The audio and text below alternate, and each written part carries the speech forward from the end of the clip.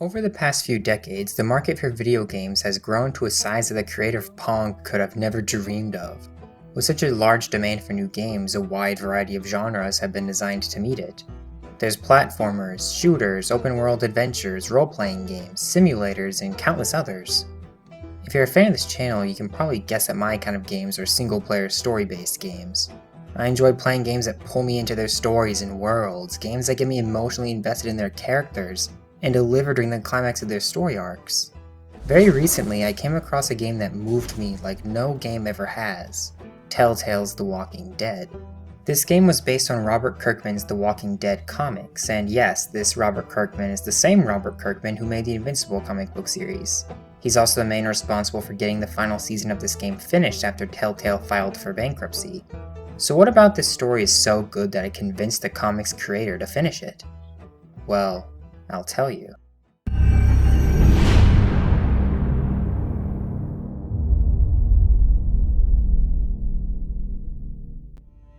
Like almost every other zombie apocalypse story, Telltale's begins at the fall of society. The first season, of which there are 4, focuses on Lee Everett, a man guilty of murdering the man who slept with his wife. Right off the bat, we see that Lee is a flawed man, a man who deserves to spend his life in a cell. But fate had other plans for Lee. Thanks to a zombie in the road and a stroke of luck, Lee managed to escape the cop car, so beginning his second chance at life, this time in a world far less forgiving than the last.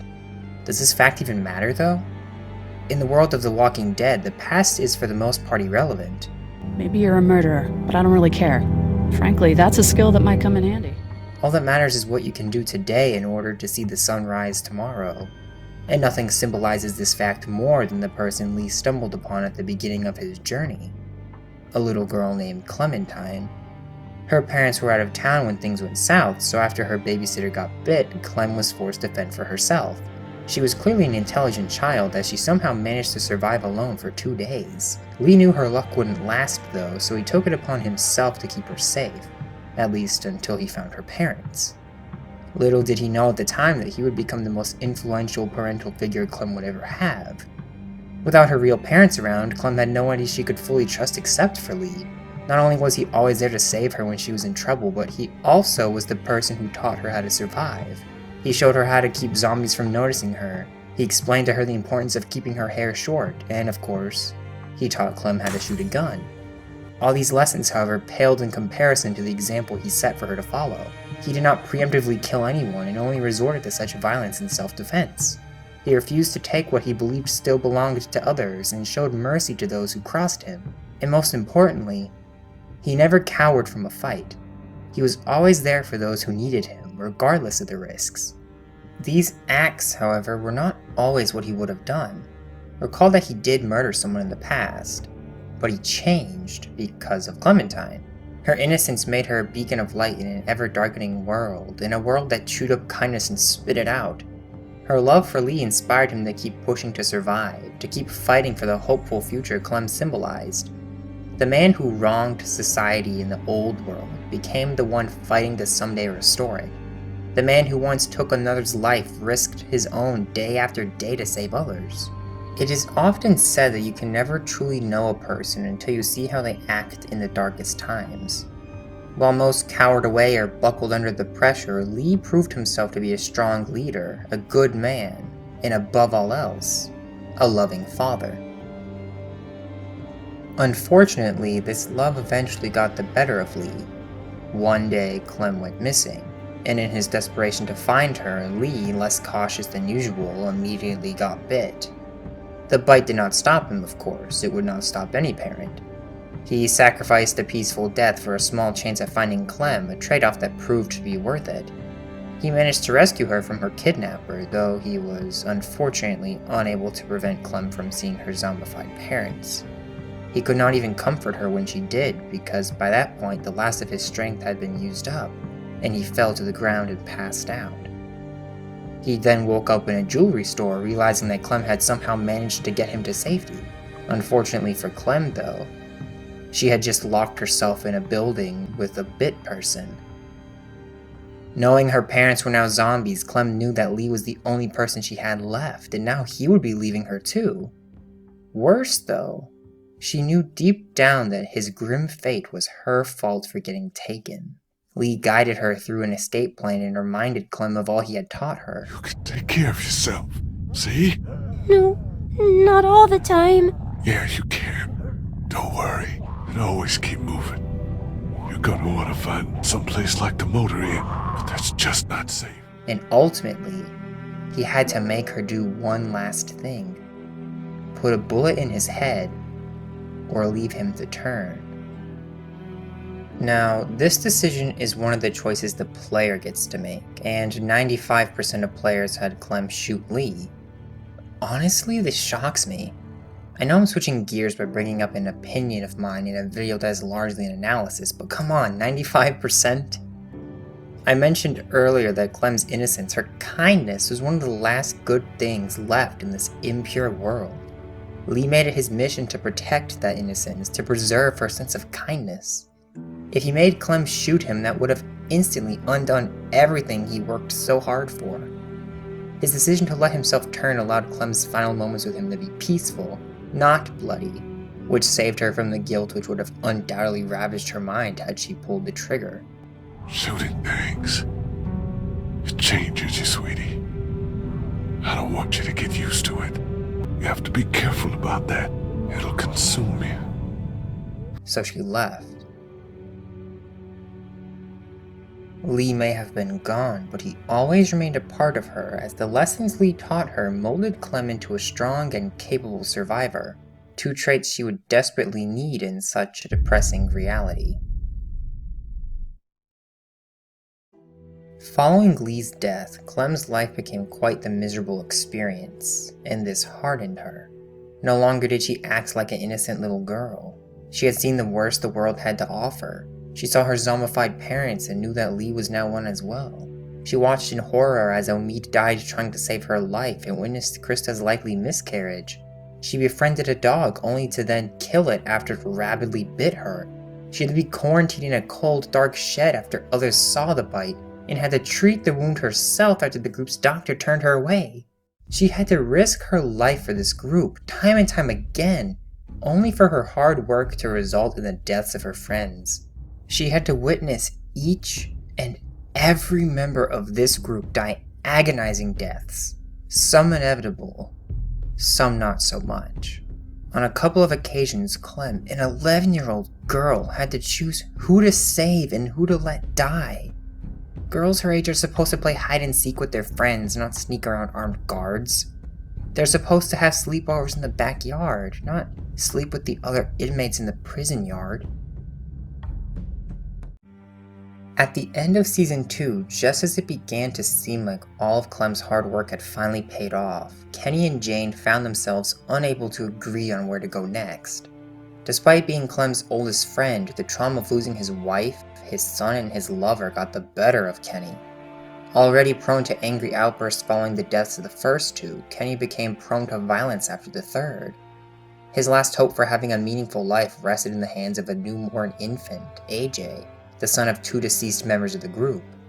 Jane, meanwhile, had spent most of her life fending for herself, her only real tether to the group being her newfound sisterhood with Clem.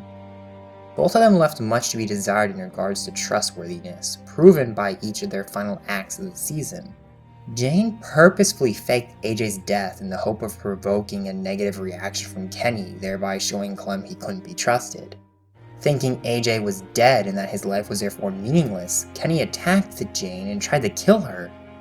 So as Clem's only two friends fought to the death, Clem knew that she had to either throw away her friendship with Kenny or abandon her sisterhood with Jane. Thinking Kenny was the aggressor, she shot him, and the two had a tearful goodbye. Made the right choice. I let you down. It's okay, Kenny. You're going to see Katja and Doug. You're going to see them again. Oh, you're always good for a smile. She then forgave Jane for her deception because at the end of the day, Jane was right about Kenny. Unfortunately, this choice amounted to nothing in the long run because soon after, Jane, upon realizing she was pregnant, hung herself. I'm so sorry.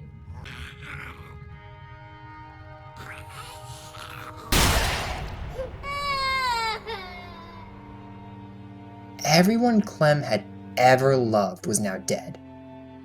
But here's the thing. Jane may have been right about Kenny, but Kenny was right about AJ. A fact Clem was more than aware of at this point. She may have only been 11, but she was now a mother, and there was nothing she wouldn't do for her son. Because just as Clem was AJ's only hope for survival, AJ was Clem's only hope for finding meaning in such a dark world. A couple years down the road, Clem and AJ joined up with a group called the New Frontier. In every group she had ever been a part of, a lack of trust among its members led to its downfall. Lily could not trust Ben and Carly, Carver could not trust the Runaways, Kenny could not trust Jane, who then could not trust herself. And when AJ got sick and the doctors told Clem there was nothing they could do to save him, Clem refused to trust the New Frontier. She stole medicine from them and injected it into AJ, thereby saving her baby. But the New Frontier kicked Clem out for this act and refused to let her take AJ with her. I love you, goofball. I love you. Clem! Heartbroken by their separation, Clem wandered around aimlessly for some time. Eventually, though, she decided to go back. Not only did she discover that AJ got better, but she was also told where the New Frontier sent him. At first, she pondered why she should take AJ away from a place that was seemingly good for him. But thanks to the example set by Javier Garcia, she rediscovered the importance of friends, the importance of family. So at the end of Season 3, Clem, with a renewed soul, resolved to reunite with her little goofball, and find them, a new place to call home. In such a depressing reality, though, a thought like that was, well, a desperate hope. Lee's final words of advice were to always keep moving. Granted, he was only ever in one group after the outbreak, but Kenny's rash actions and Lily's mental spiral were more than enough evidence to support the notion that society was doomed to fail. This failure was driven by one thing and one thing only: cowardly leadership. With a coward in control, there can never be trust, and without trust, no community can survive. Clem was more than aware of this truth by the time she was 17. She witnessed Lily murder Carly, she saw Carver control his people with an iron fist, and she saw the tragedies Joan inflicted on others in order to amass resources. No group she had ever been in was safe, because their leaders could never be trusted to do the right thing. So for years after reuniting with AJ, she kept moving. They never settled down anywhere. AJ spent his childhood on the road. He never went to school, he never met kids his own age. All he did for his entire life was kill zombies with Clem while she taught him the lessons Lee once taught her. This dangerous way of life, as it always does, eventually caught up with them. The duo would have died following a car crash had a nearby community not stepped in to save them from the incoming zombies. This community was a group of kids holed up in a nearby school building, so from here on out I'll call them the school. They seem to have gotten by pretty well ever since the beginning of the outbreak, and their leader, Marlon, came across as a pretty stand-up guy. More importantly though, for the first time in his life, the school gave AJ the opportunity to socialize with kids his own age. So for the first time since the New Frontier, Clem began to contemplate the idea that this place could be their home. Sadly though, things are never that simple in the apocalypse. It began to become more apparent that the school was not as safe as it made off, and that Marlon did not fit the pretty picture he painted for himself. Much like Lily, Carver, and Joan, Marlon allowed fear to motivate his decisions. About a year before Clem and AJ arrived, Marlon made an agreement with nearby raiders. In exchange for a promise to leave the school alone, Marlon handed 2 young girls over to them, and he hid this from the others ever since. When Clem realized this, she blew the whistle and told the others. They all somehow managed to talk Marlon down, not before he killed a girl named Brody, unfortunately. And just as Lee once did with Lily, Clem showed mercy on Marlon. Just let me leave. You'll never have to see me again. Please. Fine.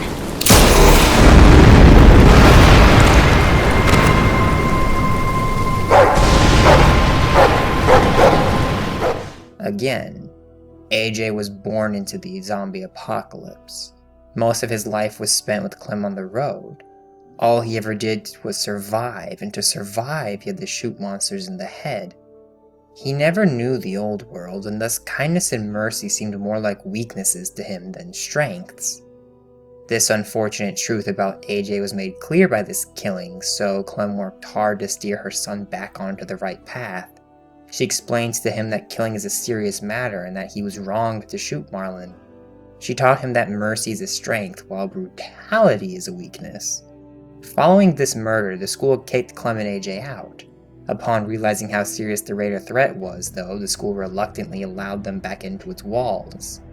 For weeks, Clem worked hard to prepare the school for the fight, while AJ made strides towards redeeming himself for his sin, just as Lee once did. Interestingly enough, it was Lily, the woman that Lee once showed mercy on, that led these raiders. Multiple times, Clem had the opportunity to kill the woman who was once her friend, but like Lee, she showed mercy. Her kindness towards Lily was the only reason Lily managed to survive, because AJ trusted that Clem was making the right decision. You don't have to do this, please! Lower the gun, AJ. Okay. But if this was the right decision, then why did James die as a result? Naturally, such a question confused AJ, who then determined that Clem's lack of trust in him was what killed James. I don't want people I care about to leave, Clem.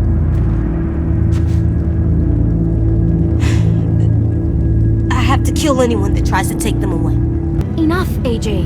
Murder is murder, nothing else. A human life is precious. No, food is precious. Bullets are precious. You're too young to understand. You're just a child. So are you. I need you to trust me, Clem. That I can tell the good people and the bad people apart. And so came the most important decision in the entire game. Should Clem trust her son to utilize the lessons she taught him to make the best decisions? Or should she tell AJ that he is too young for such a responsibility? For a game that prides itself on user choice, this was the perfect final major decision to present to the player. Because by trusting AJ, the player loses their freedom to choose. The only right choice here was, of course, for Clem to trust AJ. Who better to work towards positive change in the apocalypse than the boy who was born into it? Who better for Clem to put her faith in than the child she raised? This choice doesn't just reflect on AJ's character though. This is a major milestone for Clem too. Over the course of the fight against the raiders, Clem rose to a leadership position in the school.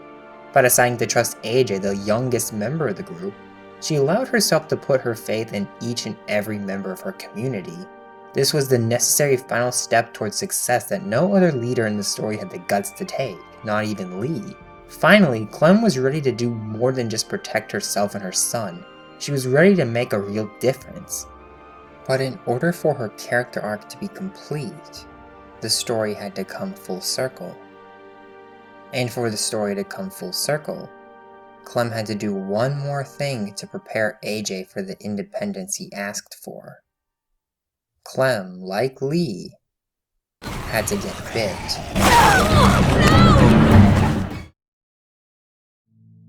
Killing is wrong. Clem all but shoved this lesson down AJ's throat over the course of the final season. If their journey taught them anything, though, it was that killing is sometimes the only option, just as it was when Clem shot Kenny. If not in self-defense, then the act of killing is murder, unless of course the victim wishes to die, as was the case with the doctor in Richmond. Clem, however, was unwilling to ask her little goofball to kill her. Such an act would undoubtedly traumatize him for the rest of his life. So, just as Lee once did for her, Clem asked AJ to leave. I need you. You don't need me. Not anymore. I want to stay. Oh, sorry, kid. But no. I have a job for you. I need you to live, AJ. For me. That's your job now. Okay, Clem. Just leave. I can't let you turn into a monster. You have to. But AJ was different than Clem was when she was his age. He was more intelligent. He was more accustomed to violence. He was more courageous. And above all else, he was given the go-ahead to act as he saw fit.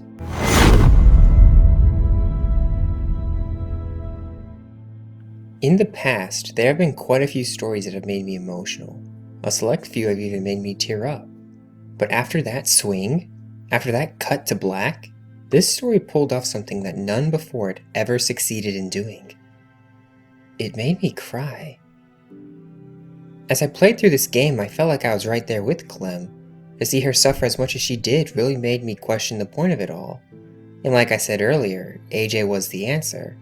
Even so though, this cycle of pain and suffering would undoubtedly befall him as well, unless Clem rose to the occasion and offered the school something it didn't yet have. A strong, moral, and kind leader. And just as she finally became that which was required of her, she fell victim to the very cycle she was fighting. And even this tragedy was in service to her development. That is such an incredible way to end her character arc, and it presents the perfect opportunity to show us the beginning of AJ's.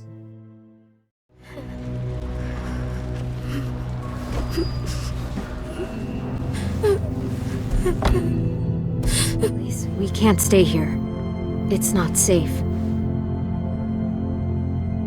But it's okay, we're survivors, and the first rule of survival is never go alone.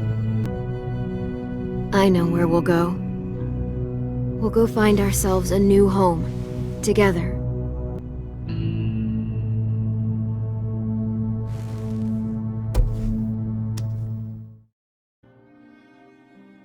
Sure, Clem was not able to lead the school to better days, but by fighting off the raiders and getting AJ to safety, she did something arguably more important. She kept her promise. She gave AJ a place to call home. And thanks to her willingness to trust AJ, Clem lived to see it. That's right, I lied when I said she died. When AJ swung the axe, he cut off her infected foot, saving her life. By following the first rule Clem ever taught him, the only rule Clem ever broke, AJ saved her. Because by trusting AJ, Clem really did break the cycle. This act likely saved the lives of everyone in the school as well because, like I said before, she was the only person capable of effectively leading their community. Lee's desperate hope that somehow, someday, Clem would be part of a new society, that she would spark a return to better days came true. And after everything she went through over the course of her journey, after all the death, tough choices, and sacrifices she had to make, all that mattered to Clem was whether or not she did right by AJ. Whether or not she was a good mom. Did I do a good job? After spending the afternoon reaping the benefits of her labor, the fact that she would still think to ask this question is further evidence of just how great of a mother Clem really is, and of how great of a leader she will be moving forward.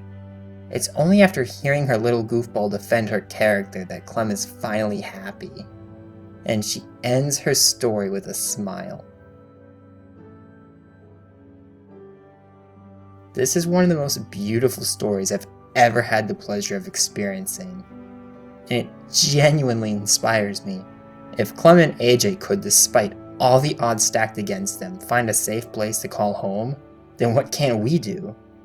I can get through college, and I'm sure you can succeed at whatever you set your mind to as well. As long as we don't give up, and we don't go alone, nothing can stop us.